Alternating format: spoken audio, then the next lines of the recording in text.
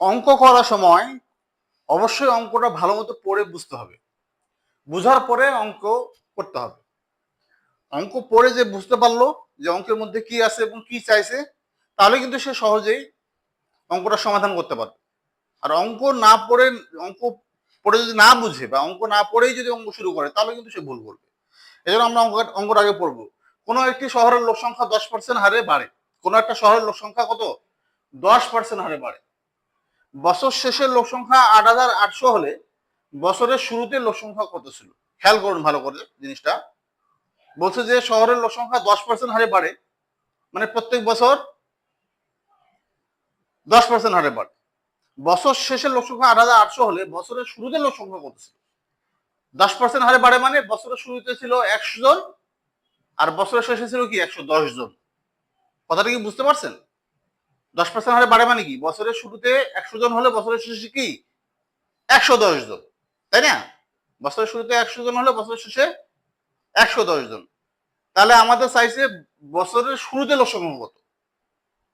তাহলে আপনারা খেয়াল করুন, তাহলে বছরের শুরুতে কি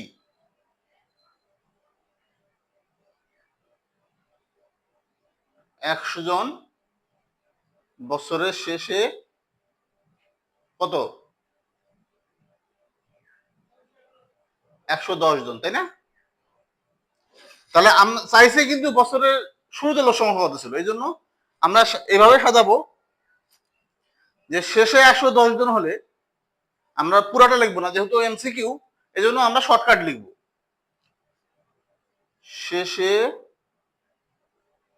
110 জন হলে শুরুতে কত? 100 জন। ওরা যেহেতু শুরুতে চাইছে, একটু খেয়াল করুন, আমি এটা লিখতে পারতাম যে শুরুতে 100 জন হলে শেষে 110 জন। কেন লিখলাম না এভাবে? আমি কেন লিখলাম না? ওরা চাইছে যেহেতু বছরের শুরুতে কত লোক ছিল, বছরের শুরুতে লোক সংখ্যা কত ছিল, এটা তারা চাইছে। যেটা চাবে সেটা শেষে দিতে হবে। যেটা চাবে সেটা কি, কথাটা আমি একটু ঘুরাই দিছি। শেষে 110 জন হলে শুরুতে 100 জন, যেহেতু শুরুতে চাইছে এই জন্য শুরুতে কত, শুরুতে যে সংখ্যাটা ছিল সেটা আমরা ডান দিকে লিখবো। তাহলে শেষে যদি একজন হয়, একজন হয়, তাহলে শুরুতে শুরুতে কত? একজন হলে কম কম হবে না? 110 জনে যদি 100 জন হয়, তাহলে একজন হলে নিশ্চয়ই কম হবে। কম হলে ভাগ হবে, 100 যাবে উপরে আর নিচে হবে 110। কম হলে ভাগ হয় আমরা জানি। আর তাহলে কি বলছে, লোক সংখ্যা যদি 8,800 হয়, বছরের শেষে যদি 8,800 হয়, তাহলে 8,800 হলে 8,800 হলে শুরুতে কত? শুরুতে কত? তাহলে একজনের ক্ষেত্রে যা হবে 8,800 জনের ক্ষেত্রে শুরুতে বেশি হবে না? বেশি হবে। একজনের ক্ষেত্রে যা হয় 8,800 জনের ক্ষেত্রে অবশ্যই বেশি হবে। বেশি হলে গুণ হবে। তাহলে উপরে এইটা আমরা যা আছে তাই নামাবো, আর নিচে 110। আর এটা গুণ অবস্থা, যেহেতু বেশি এই জন্য গুণ অবস্থা চলে যাবে 8,800। তাহলে এই শূন্য কাটা, আর 11 দিয়ে 88 কি কত হয়? 8 11 88, আর এই শূন্য। তাহলে আমাদের কত আসতেছে? নিচে আর কোনো সংখ্যা নাই।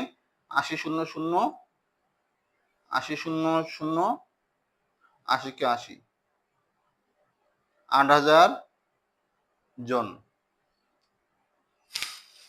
তাহলে বছরের শুরুতে ছিল কি 8,000 জন। এটাই আমাদের আনসার।